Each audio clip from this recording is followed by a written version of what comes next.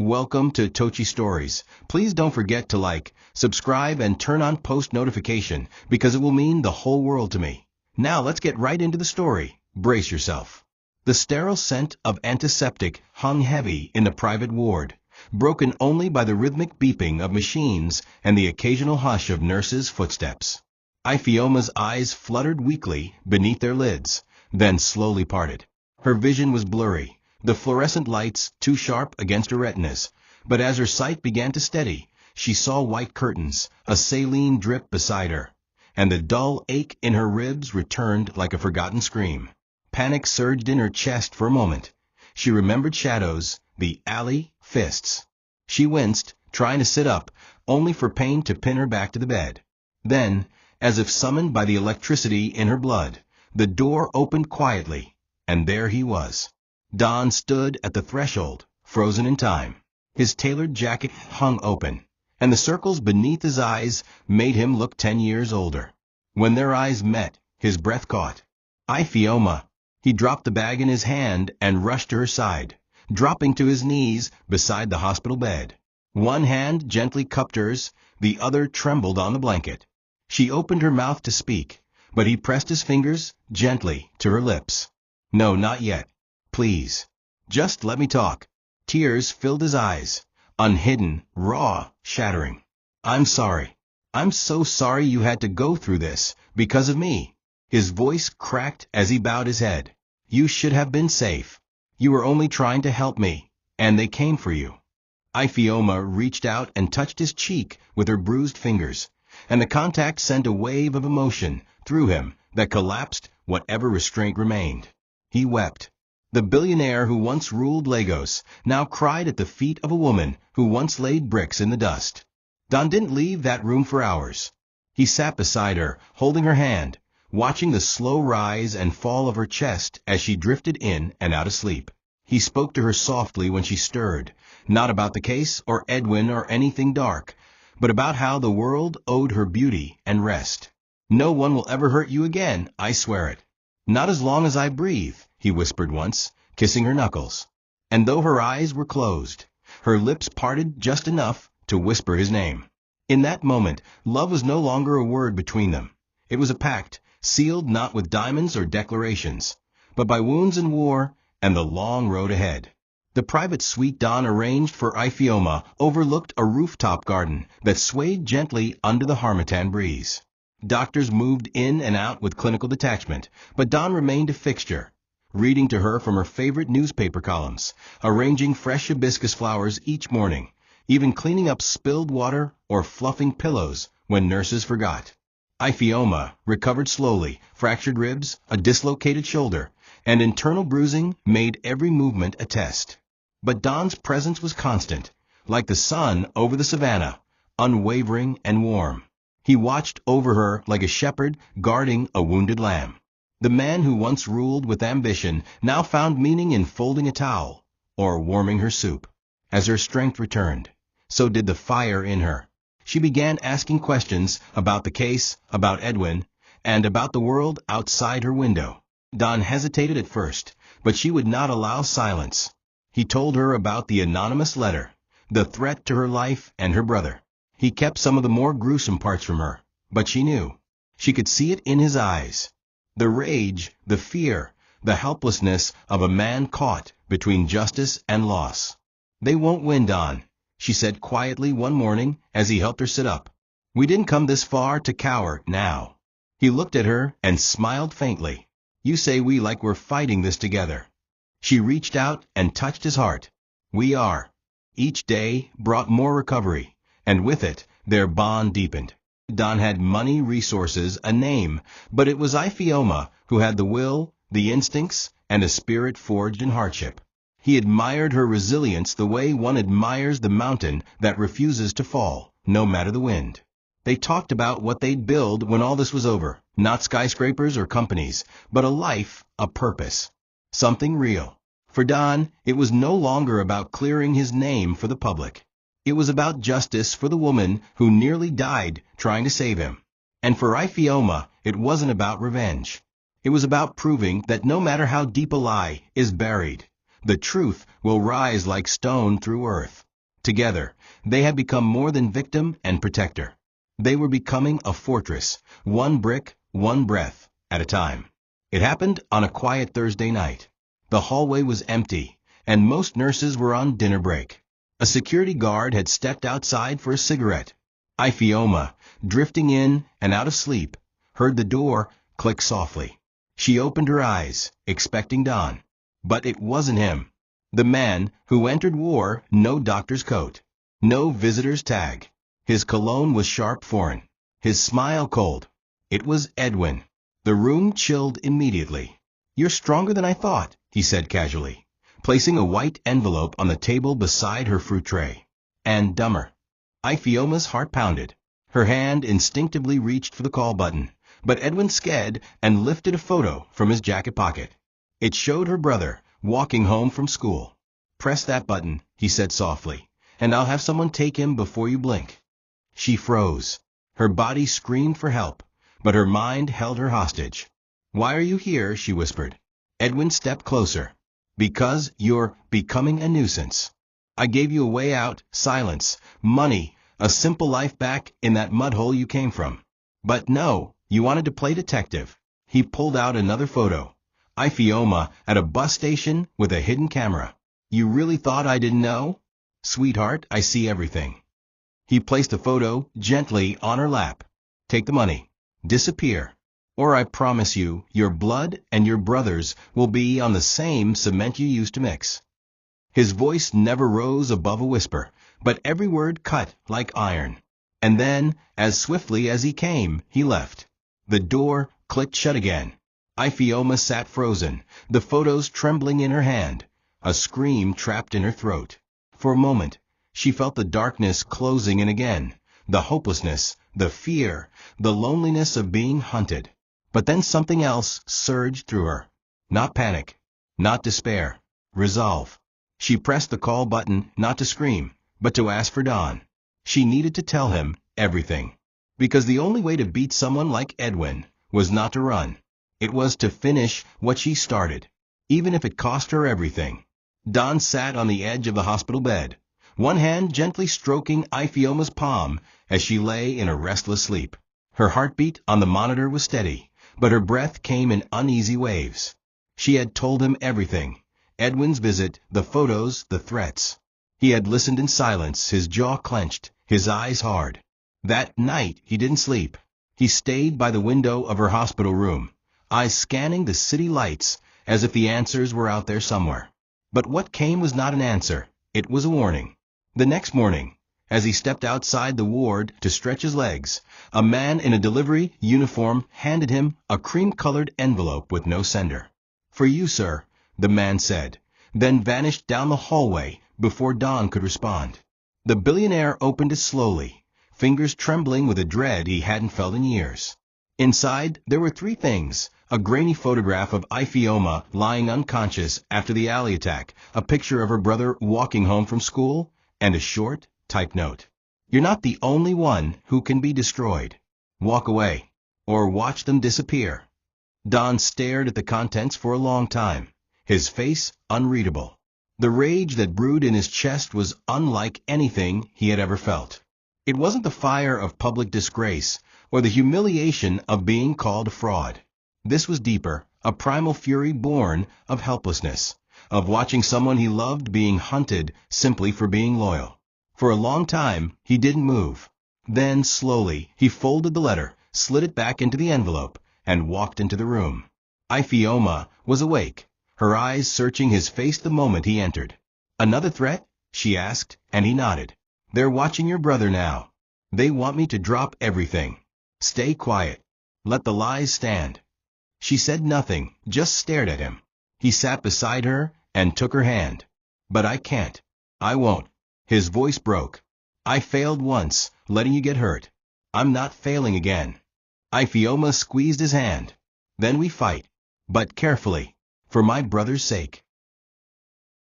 Later that evening, Don met with Ifeoma in secret. He handed her the letter and asked her to trace the paper, the ink, anything that could provide a clue. She looked at him carefully and said, "This goes deeper than reputation now. They've turned this into a war." Don nodded. Then we fight it like one. Ifeoma made calls. Deji tightened security around Ifeoma and her brother.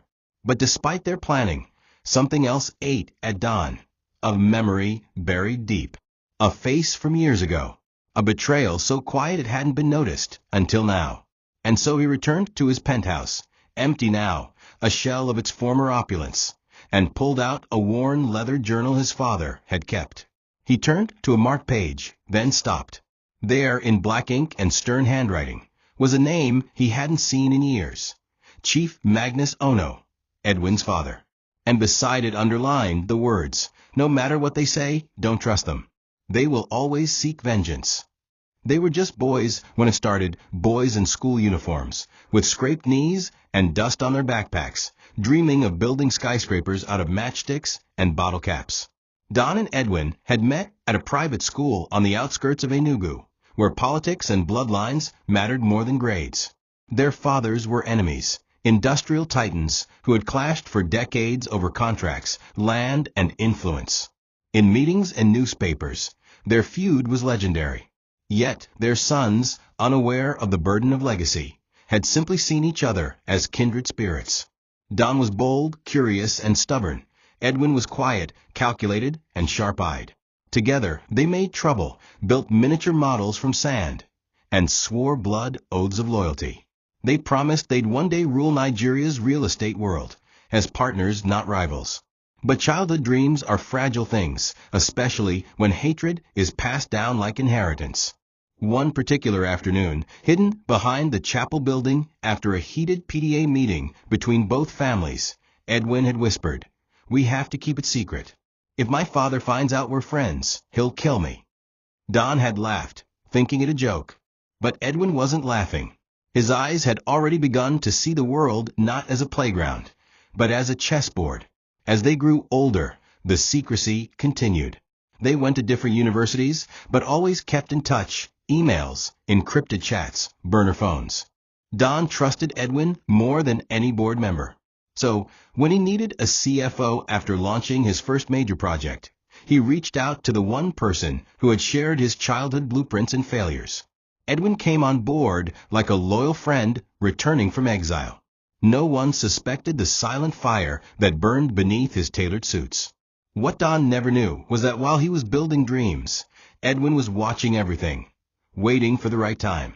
Because years ago, when Don's father outbid the Ono family on a multi-billion naira land development deal, it wasn't just a financial blow. It was Edwin's father's last hope. That loss bankrupted their empire.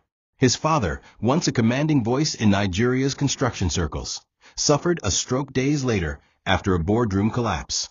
Edwin had been there, holding his father's hand as he died, while the newspapers splashed headlines of Don's father celebrating the deal.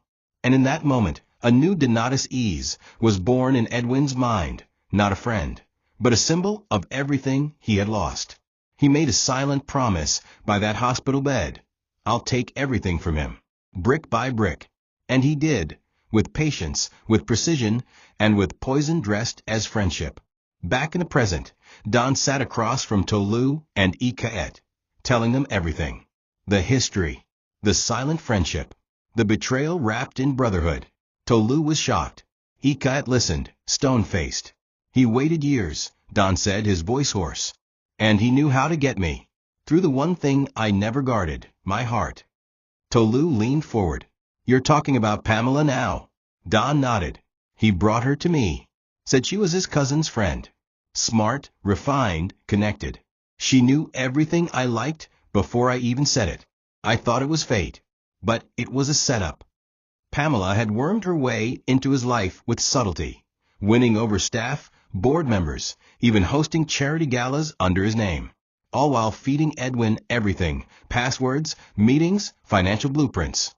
Together, they forged documents, rerouted funds, and planted enough evidence to make Don look like the architect of his own fall. The bitter truth wasn't just that Edwin had betrayed him, it was that Don had handed him the tools. Trust had been his greatest weapon and his fatal flaw. He stared at a framed photo of them from their university years, now cracked down the middle from where he had once thrown it against a wall.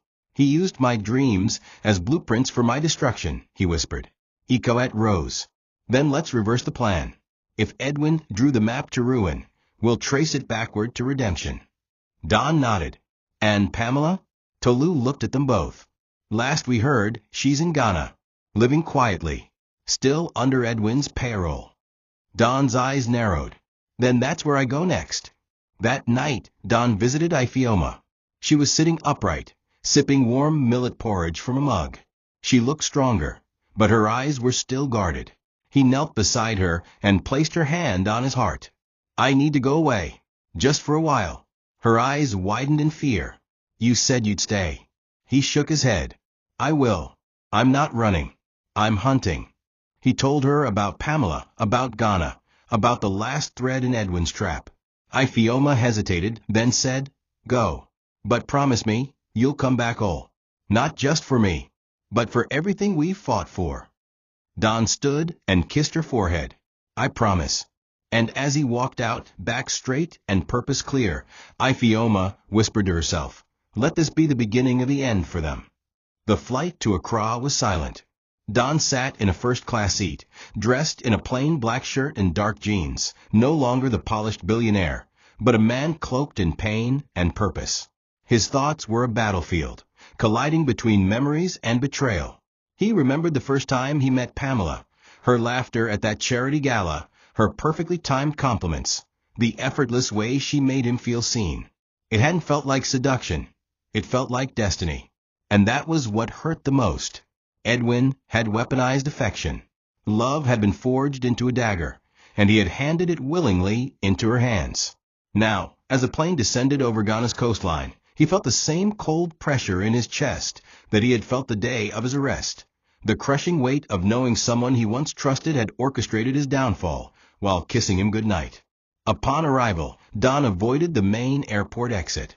Ifeoma had arranged a contact on the ground, Kwesi, a quiet Ghanaian lawyer with investigative skills and a knack for shadows. Kwesi had been tracking Pamela's whereabouts for weeks and confirmed she had rented a private villa near Ifeoma, far from the city. She lived under a different name, hosted no guests, and reportedly kept a low profile. That in itself was odd. This was a woman who once loved cameras and spotlights. Don suspected Edwin had either ordered her into hiding or promised her the riches of silence. Either way, she held pieces of the truth that could unravel everything. Kwesi handed Don a burner phone, a voice recorder, and a list of names tied to shell companies Edwin had used.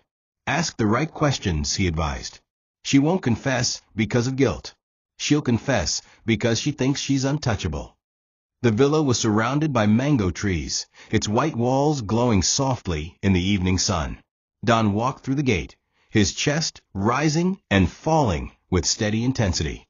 He had rehearsed this confrontation in his mind countless times, but now that he stood before the door, everything felt surreal. When it opened, Pamela stood in a silk robe, a glass of wine in hand. Her face went pale. Don, her voice faltered. For a moment, he said nothing. He stared at her, not as the woman he once loved, but as the final nail in the coffin of his old life. You owe me 5 years of my life, Pamela, he said calmly, stepping into the room. But today I only want the truth. She said nothing, but her eyes flickered toward the wine glass, her hand trembling slightly. The mask was slipping, and he was ready. Back in Nigeria, Ifeoma sat upright in bed, her body still healing, but her spirit sharper than ever. Tolu had just left after giving her the latest update. Don had landed safely, and the villa was real. Still, the danger was far from over. Edwin's men hadn't stopped watching. The security around the hospital had been doubled, but she noticed new faces, strangers who lingered too long near the corridor or pretended to be patients without speaking to nurses. Fear threatened to swallow her again, but she had learned to breathe through it. She wasn't just a survivor anymore. She was a witness, a warrior, and she wasn't going anywhere. Deji had begged her to consider relocation, even just for a week. You're too important to lose, he'd pleaded. But Ifeoma had only stared at him and said, he trusted me with his life. I'm not running. I'm rebuilding. That afternoon, she opened her notebook and began transcribing everything she remembered: Edwin's words, his face, the exact details of his threats. With the help of Ikaet's team, she began decoding the patterns in the payments, the shell companies, and timelines. The more she saw, the more she realized how meticulous Edwin had been, but also how arrogant. He left fingerprints because he believed no one would ever catch him. As she wrote, she began piecing together the relationship between some of the consulting firms Edwin used and a series of campaign donations to judges, quiet, well-timed bribes masked as charity.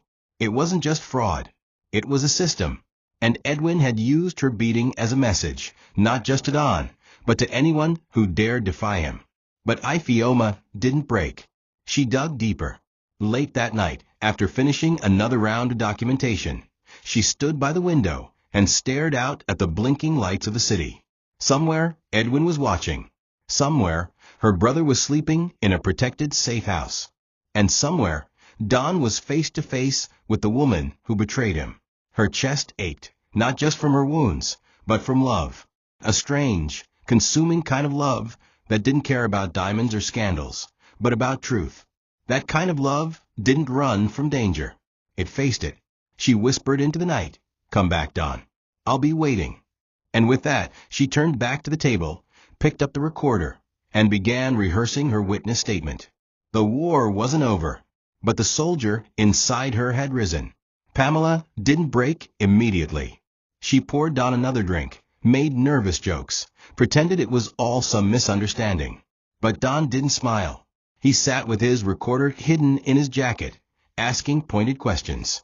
Questions only someone on the inside could know to ask. He spoke about Doma consults, about fake vendor approvals, about offshore payments from Dubai to Seychelles routed through ghost directors. The moment he mentioned the account under her alias, Amara Anine, she froze. The wine glass slipped from her fingers and shattered on the tiled floor. "You don't know what you're talking about," she whispered, backing away. But Don leaned forward, voice calm and cutting. "I know Edwin used you. I know you thought he'd protect you. But he's setting you up to take the fall when this goes public. I can help you, or I can leave and let the whole system burn with you in it." Pamela crumbled slowly. Tears formed, not out of guilt, but out of fear. "It wasn't supposed to go this far," she said. "He told me it would be clean, that you'd just take the blame, and in 5 years we'd rebuild everything in our name." Her voice cracked. But then he started changing, threatening me, watching my family. I couldn't leave. He said he'd kill me too. Don's expression didn't soften. "He's killed people's futures. He almost killed Ifeoma." That name hit her like a slap. She sat down. I didn't know she was involved until after. I swear. Don placed a sheet of paper in front of her. It was a partial immunity agreement, pre-drafted by Ikaet. "Sign this. Confess on record. Help us bring Edwin down." Pamela hesitated. But when Don slid his phone across and played a voicemail Edwin had left threatening her directly, one Don had secretly obtained, her hand shook. She picked up the pen. The confession was long, painful, but it was everything they needed. Back in Lagos, Ikaet received the voice recording and documentation within minutes and called Tolu. "We've got her. She's cracked. We go public soon." But this time, they weren't just going to leak documents. They were going to use every ounce of media power and legal force available. Don had been painted as a criminal. Now, the world would watch him rise again, not with noise, but with facts. And at the center of it all was Ifeoma's testimony. The woman who laid bricks now stood as the pillar holding up his freedom. Don stood up, looked down at Pamela, and said, "He buried the truth in you, but we've dug it out." Then he walked away, toward the justice they were finally building together. It happened fast, too fast for anyone to predict. Deji had been reviewing Pamela's signed affidavit on his laptop in the back seat of a black SUV when 2 motorcycles pulled up alongside the vehicle at a quiet traffic junction in Lekki Phase 1. At first, the riders looked like food delivery agents, helmets down, branded jackets. Then the driver noticed their formation, one on each side, and turned just in time to see a silenced pistol rise from the second rider's jacket. A single suppressed shot cracked through the rear glass, followed by another. Daiji's shoulder jerked backward. Blood sprayed the dashboard. The SUV veered off the road and smashed into a street pole. Chaos erupted. Onlookers screamed. The motorcyclists vanished into the dense Lagos traffic before anyone could react. Within minutes, police and ambulances arrived. Daiji, barely conscious, was rushed to Lagoon Hospital, his body limp, breathing shallow. Don received the call from Ikoet just as he was boarding a return flight from Ghana. His hand gripped the armrest as she recounted the details. They knew he was carrying the document, she said grimly. They wanted him silenced before he could deliver it. Don closed his eyes, a war waging behind them. This wasn't just about clearing his name anymore. It was about survival. Is he alive? He asked. Barely, Ikoet replied. But we got the file. He had it backed up in a secure cloud. They failed.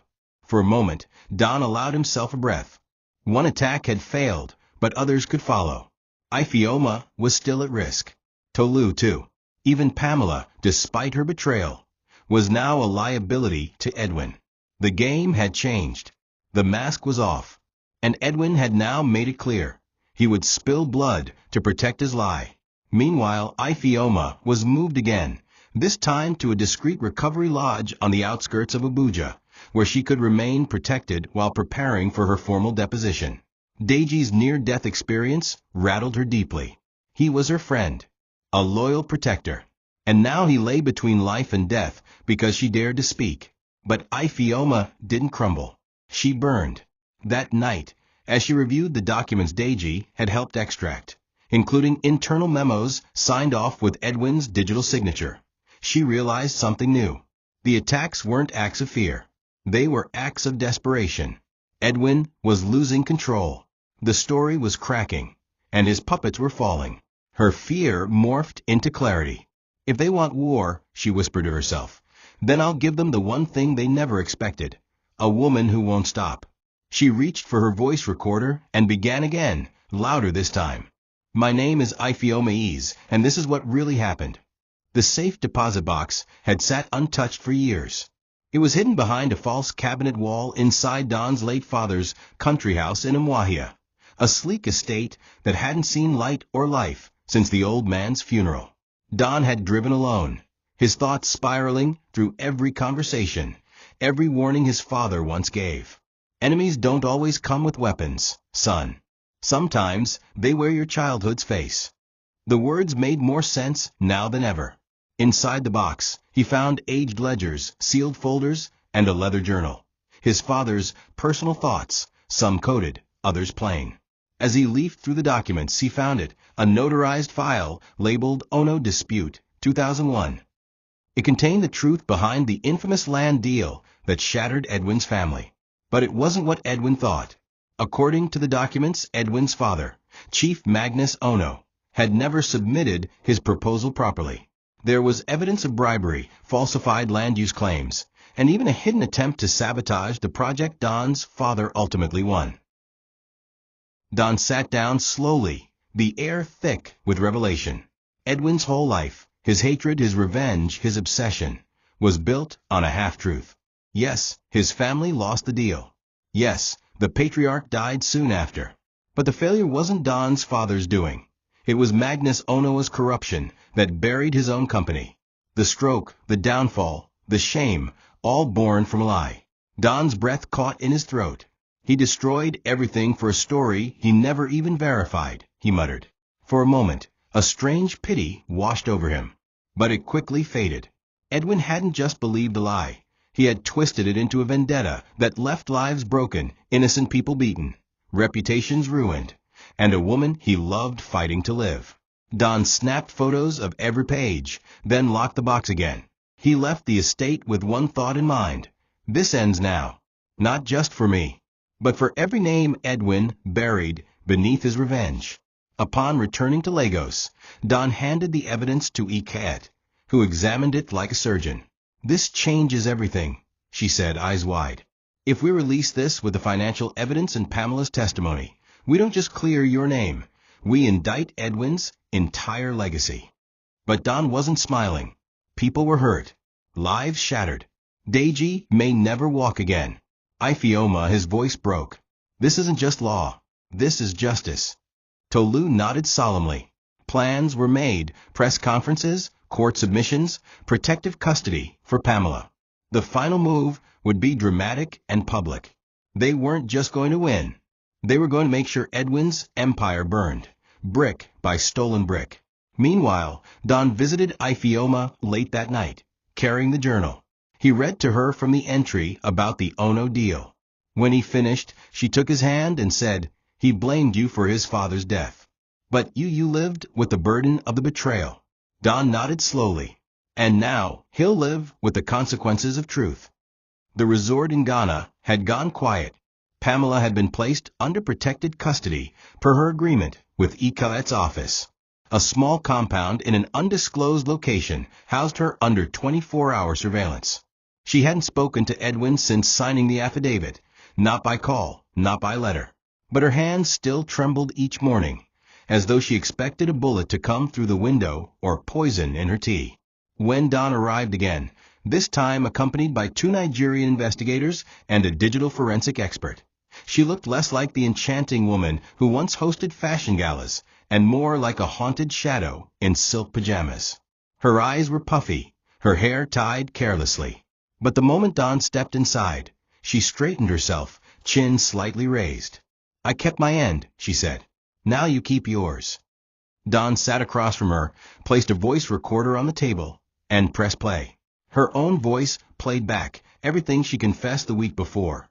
The bank codes, the voice memos, Edwin's instructions, the fake vendors, the fabricated memo that triggered Don's arrest.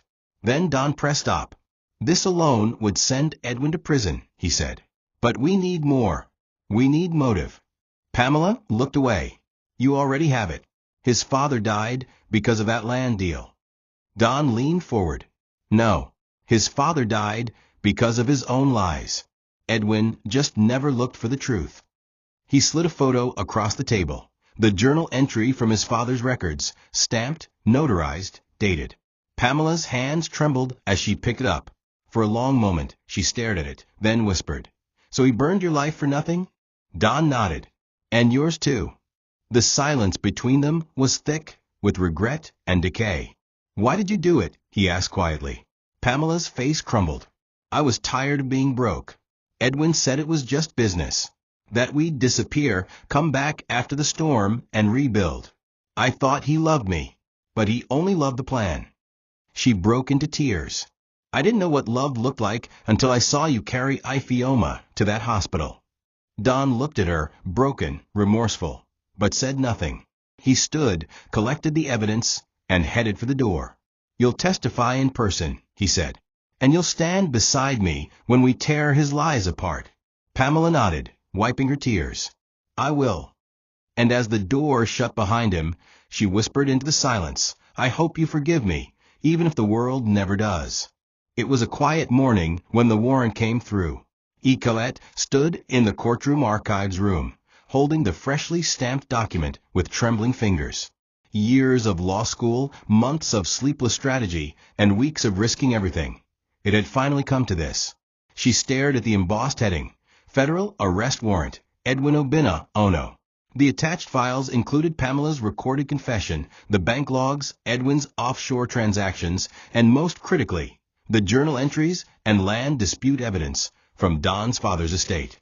With these, the state was not only moving for arrest, they were also preparing to freeze Edwin's assets and investigate 2 high-ranking financial institutions linked to him.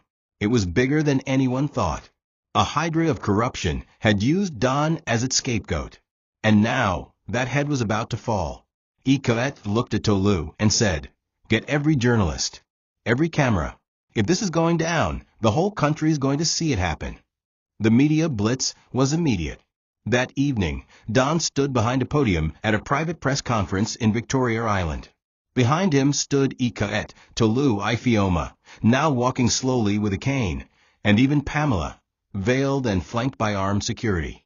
The reporters were buzzing. For months, Don had been a ghost, silent amid accusations, invisible during investigations. His name whispered with scandal.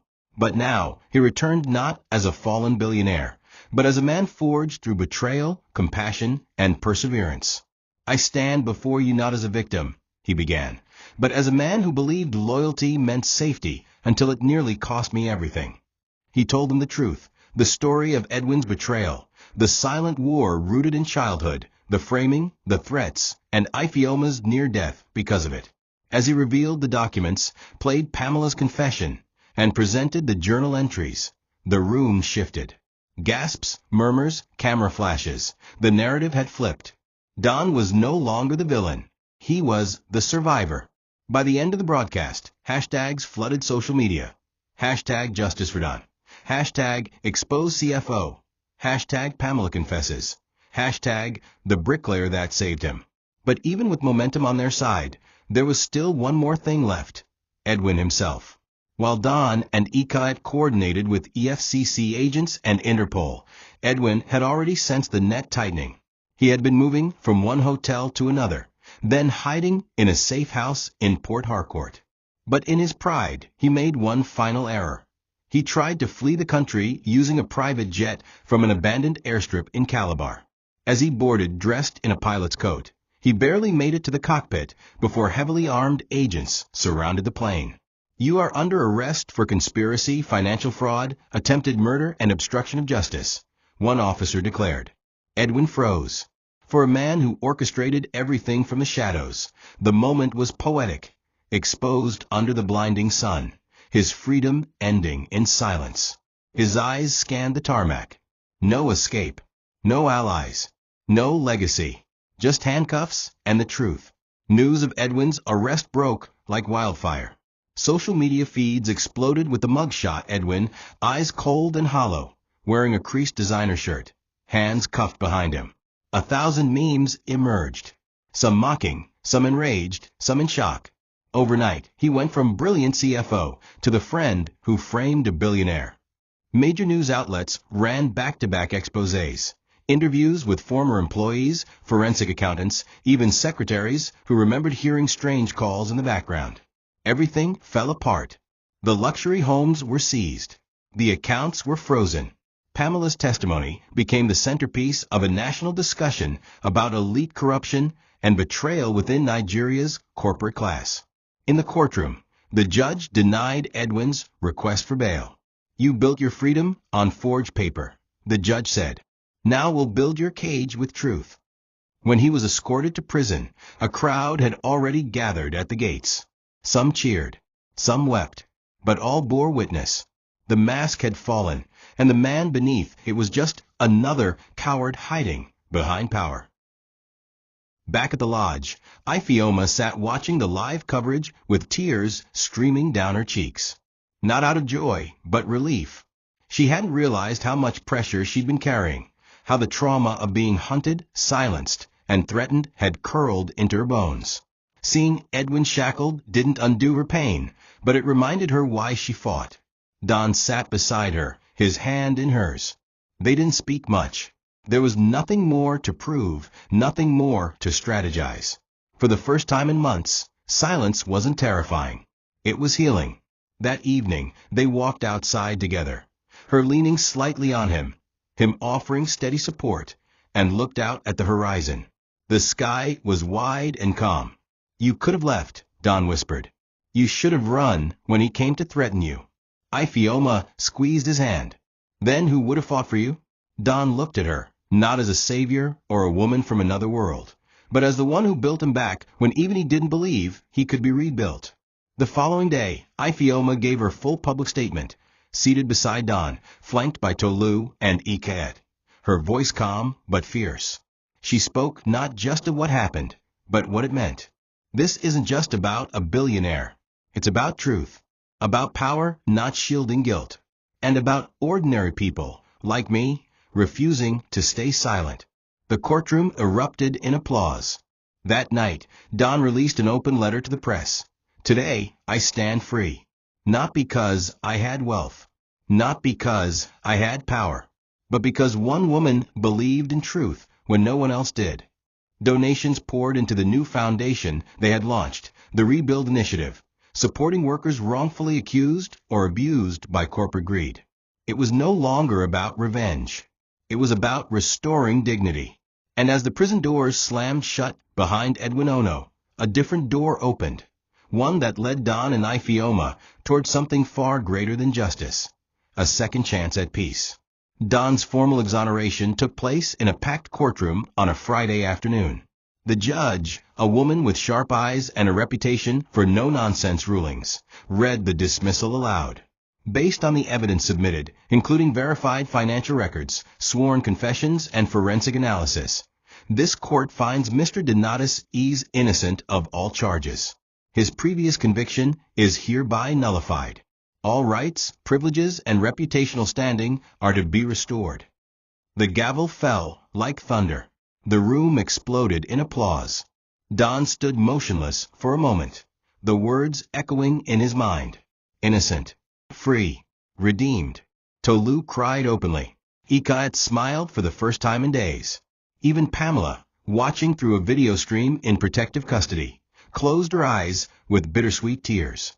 But Don? He turned to Ifeoma, who was already standing. She didn't cry. She simply opened her arms, and he walked into them like a man coming home. That hug, quiet, real, full of everything that couldn't be said in court, was worth more than any victory speech. They left the courthouse to a sea of cameras and microphones. But this time, Don didn't shield himself. He stood tall and spoke not as a billionaire, but as a man reborn. I lost everything, he said. But sometimes it takes losing everything to find what truly matters. The crowd applauded. Reporters asked about his plans. He nodded toward Ifeoma and said, I plan to build, not just companies, but hope, with her. Then they drove in silence hand in hand to the empty construction site where their story began, the same dusty lot where she first found him bleeding, broken, and afraid. The sun was high, casting long shadows. She pulled out a small box. Inside a rusted trowel, the one she taught him to use. She handed it to him. I thought you might want to lay the first stone again. Don took it, knelt, and dug the first brick into the soil. For the empire we'll build, this time with love. That evening, at a quiet dinner with close friends and legal allies, Don stood to make a toast. To truth, he said. To loyalty. And to the woman who didn't just believe in me, but made me believe in myself again. Glasses clinked. Smiles widened. Music played. But in the quiet of his heart, Don knew this was just the beginning. He was free, not just from prison, not just from false accusations, but from the ghosts of his past. The man he was before, proud, blinded by ambition, careless with trust, had died. And what stood now was something better. Something rebuilt, brick by brick, scar by scar, hand in hand with the only woman who never once asked for proof, only his heart. The sun was just beginning to sink behind the rust-stained walls of the old construction site when Don led Ifeoma out of the car. The area had long been abandoned, the skeletal remains of a project he had once started during his glory days, halted abruptly by scandal and betrayal. Now, with dust blowing gently across the concrete slabs and the rhythmic clinking of distant hammers from neighboring sites, the place felt alive again. Don had dressed casually. White linen shirt, dark trousers, and sandals, the kind of man no longer hiding behind tailored suits, but comfortable in his rebirth. Ifeoma walked beside him, her slight limp a fading reminder of pain conquered. The place held memories of sweat and labor, yes, but also of that very first moment they met. Her, laying bricks under the sun. Him, a broken stranger trying to disappear. She turned to him, curious, unsure why he had brought her there. He didn't speak immediately. He walked toward a dusty wheelbarrow covered with an old cloth and uncovered a small box made of wood and metal. From it, he retrieved a trowel, slightly rusted, its handle still wrapped in the faded green tape she had once used to mark hers from the rest. It was her old tool. She blinked. You kept this, she whispered. Don smiled. I never threw it away. That trowel did more for me than any investment banker or boardroom ever did. It helped me survive, taught me humility, taught me to trust again. He took a deep breath. I came here to bury my past, but now I realize I want to build my future. Here. With you. Then, in one fluid, grounded motion, he knelt on the sand-covered cement and held up not a diamond ring, but the engraved trowel. It read, "To the hands that rebuilt my life." Ifeoma's breath caught. It wasn't flashy. It wasn't expected. But it was everything. Tears gathered in her eyes as she crouched in front of him. There was no choir, no orchestra, no camera flashes. Just two people surrounded by iron rods, unfinished dreams, and the wind of 1,000 second chances. "I'm not asking you to marry a billionaire," he said quietly. "I'm asking you to marry a man. A man who knows your worth because you taught him his." She touched the trowel with trembling fingers. "You don't owe me anything, Don." He shook his head. "No, but I want to owe you everything, the rest of my days, if you'll let me." She exhaled, overcome. "Only if we build our house with our own hands," she whispered with a smile. He laughed, the kind of laugh that came from deep healing, and stood, wrapping his arms around her. In that moment, with bricks scattered around them and dusk settling like a blessing, a proposal was accepted. Not with glitter, but with grace. The wedding took place 4 weeks later under the open sky of the same construction site, now cleaned and transformed. The pillars that once stood as skeletal ruins were draped in cream fabric. Strings of white lights hung between metal rods, like constellations brought to earth. Wooden benches formed the aisle seating, and the altar was simply a raised brick platform surrounded by potted palms and soft yellow flowers. There was no grand cathedral, no designer ballroom, no elite guest list curated by PR consultants. Instead, the crowd consisted of bricklayers in their cleanest shirts, tailors, market women, lawyers, former employees, Ifeoma siblings, Don's few remaining true friends, and volunteers from the Rebuild Foundation. When Ifeoma emerged, dressed in a gown she had sewn herself from lace and plain cotton, the crowd gasped, not because of glamour, but because of radiance. She walked slowly, her gait still imperfect, but her confidence unshaken. Don stood waiting, wearing a light gray native outfit with subtle gold embroidery, his beard trimmed, his eyes glistening with tears he didn't try to hide. As she reached him, they didn't say much. Their hands simply found each other's and held firm, like two columns leaning into each other. The officiating pastor, an old man from Don's hometown who had once baptized him, kept the ceremony short but powerful. "What was built on lies has fallen," he said, raising a hand. "But what is built on truth, humility, and sacrifice, that will stand." The crowd echoed amen, some weeping, others cheering. Vows were exchanged not from pre-written scripts, but from the hearts of two people who had known shame, loss, and pain, and found love anyway. "I vow to build with you," Ifeoma said, "to never walk in front or behind, but beside." Don took a deep breath. "I vow to never forget what it cost to find you."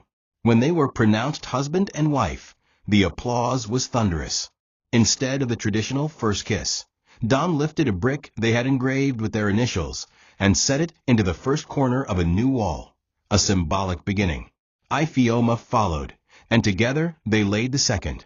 Guests erupted in applause again, understanding what it meant. This was more than a wedding.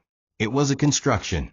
That evening, they dined outdoors under the stars. The food was local, jollof rice, yam porridge, grilled plantain. Music played softly as laughter echoed across the open field. As the lights twinkled above and friends danced in circles, Don pulled Ifeoma aside. "This is the beginning of everything," he whispered. She smiled, her head resting on his shoulder. "And I wouldn't have it any other way." Above them, stars sparkled like distant blessings. Below them, love had found solid ground. After the wedding, Don and Ifeoma didn't honeymoon on a foreign beach or jet off to Paris. Instead, they moved temporarily into a modest bungalow on the outskirts of Lagos, one built by Ifeoma's old team of masons. The structure was simple but dignified. Clean lines, clay tiles, wide windows that let in sunlight, and a small garden where Ifeoma planted hibiscus with her bare hands. It wasn't wealth that defined the place, but peace. Every morning, they rose at dawn and worked together. Don handled grant proposals and foundation meetings, while Ifeoma led workshops for young girls interested in construction. Their lives were full, not with extravagance, but with purpose. The Rebuild initiative quickly became more than a charity. It evolved into a movement. Men and women who had once been forgotten, wrongfully accused workers, displaced artisans, orphans of collapsed projects, now had a home, resources, and a voice. Don's reputation was not only restored, but redefined. No longer merely a businessman, he was a mentor, a survivor, a man who had walked through the furnace and returned with fire that could warm others. Government officials began consulting him for urban reform. Universities invited him to lecture on ethics and industry. He turned down TV interviews that sought gossip and scandal, choosing instead to tell the story of Ifeoma, the woman whose strength never made headlines, but saved a legacy.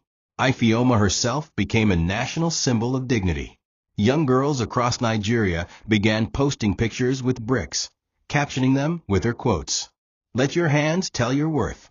In time, she published a small book, part memoir, part instruction manual, called Building from the Bottom. It sold out within weeks.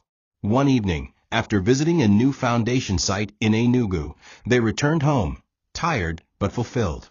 As Don sat on the porch, watching Ifeoma sip water from a calabash and stretch her back, he felt a quiet joy settle into his bones. "Do you ever miss the old life?" she asked. He thought about it. "Sometimes. But only the parts one took for granted." She nodded. "Then let's keep building what we won't take for granted." They sat in silence, watching the stars rise. Not every chapter had been fair. Not every villain had paid enough. But they had made it, not just to the end, but to a beginning strong enough to hold the weight of all they'd endured. Their home wasn't just made of bricks. It was made of truth, of scars turned sacred, of love born not in perfection, but in survival. And, together, they would never stop building. The prison was located on the outskirts of the city, a bleak, rectangular structure surrounded by coiled barbed wire and fading government posters. The clouds above were heavy with rain, and the wind carried the scent of something metallic, as though the earth itself anticipated conflict. Don stepped out of the vehicle slowly, dressed in a plain black kaftan, no entourage, no media. This visit was not for the public. It wasn't about headlines or personal vindication. It was about closure. He delayed this moment for months, unsure of what he would say when he came face to face with the man who orchestrated his ruin. But with the foundation thriving, Ifeoma by his side, and his peace finally stable, he knew it was time. The wardens greeted him respectfully and led him through the long corridor, past locked cells and hushed whispers from inmates. At the end of a hall was a special block, isolation, reserved for high-profile inmates. Edwin was waiting. When Don stepped inside the visitation room, Edwin looked up from the table, his face gaunt, his once smooth beard now scraggly and white-streaked. He still carried the arrogance of a man who refused to believe the walls were permanent. But beneath it, there was something fractured, a hollowness around the eyes. "So, the Emperor visits the dungeon," Edwin muttered, trying to smirk. Don didn't smile. He pulled out the chair and sat, folding his hands calmly. "You were my brother," he said, voice low and even. "I trusted you when no one else did. I protected your name, shared my home, my vision. You didn't just betray a business. You murdered a bond." Edwin stared at him, then slowly leaned back. "Your father murdered mine," he replied. "He stole the deal that would have saved us. While your family celebrated, my father had a stroke and died holding the rejection letter. I swore that day I'd take everything back, with interest." Don inhaled sharply but nodded. "Yes, our families were at war, but we weren't. We made a choice to be better. Or so I thought." Edwin chuckled bitterly. "You thought friendship would survive legacy? You thought I'd just let it go?" His voice sharpened. "I didn't just want your company, Don. I wanted you to feel helpless, humiliated, erased. And even now, behind bars, I sleep knowing I nearly did it." Don stood. "You destroyed your own life. Pamela turned on you. Your empire's gone. You're in this cell, not because my father killed yours, but because you buried yourself in bitterness." He turned to leave, then paused. "I forgive you, not for your sake, but so I can sleep in peace beside the woman who saved my soul." As he walked to the door, Edwin called after him, "Don't think this is over. I will not die until I see your legacy rot like mine did." Don didn't turn back. He simply said, "Then you'll die waiting." It had been a year since Don's name was cleared. A year since Ifeoma rose from her hospital bed to walk beside him. Their lives had transformed, not with fanfare, but with steady, intentional progress. The Rebuild initiative had spread to 5 states. Hundreds of artisans had received scholarships. Families displaced by collapsed housing projects had roofs over their heads again. On one of the new project sites in Asaba, Don stood at the center of a future estate, blueprint in one hand, measuring tape in the other. Across the lot, Ifeoma walked toward him in a light blue Ankara gown, hair wrapped in a scarf, clipboard in hand. She smiled, her expression glowing with that quiet confidence that had once shattered his ego and eventually rebuilt his soul. "You know," she said as she reached him, "you still don't know how to hold that tape properly." Don chuckled. "I like when you correct me. Makes me feel human." They took a break beneath the shade of a mango tree, the only one left standing from the previous demolition. Birds chirped, and a gentle breeze passed through the unfinished bricks stacked neatly in rows. Don leaned against the trunk and looked out over the horizon. "I used to think legacy was about skyscrapers," he said softly. "Tall buildings, record-breaking profits. But I was wrong." Ifeoma tilted her head. "And what do you think it is now?" He turned to her, eyes calm. "Legacy is who stands beside you after the dust settles, who holds your hand when the world walks away. What you build in people, not just places." She reached into her bag and pulled out 2 tiny trowels, newly engraved. One read grace, the other resilience. They were gifts for 2 new apprentices who had grown up in slums and now worked on their second construction site under her mentorship. Don accepted them with pride. "Your hands," he said, "have changed more lives than mine ever did." As the sun began to set, casting a warm golden hue across the plot of land that would soon become homes, Don stood beside Ifeoma and took her hand. "We lost everything," he said, "but what we found was worth far more." She nodded. "We didn't just rebuild a life. We built a love." Behind them, workers laughed. Children played with broken bricks like toys. A foundation had been laid, not just in the earth, but in hearts. Don glanced up at the sky, whispering a quiet prayer of thanks. For survival, for truth, for love that didn't arrive polished, but weathered and tested, and for a woman who once carried cement and dreams on her back, and ended up carrying his heart. As the first lights flickered on across the site, Don turned to Ifeoma and smiled. "Let's keep building." She squeezed his hand. "Always." The end. Thank you for watching this video. What did you learn from this story? Drop it in the comments. Please make sure you like, comment, and subscribe to my YouTube channel TOCHI Stories for more.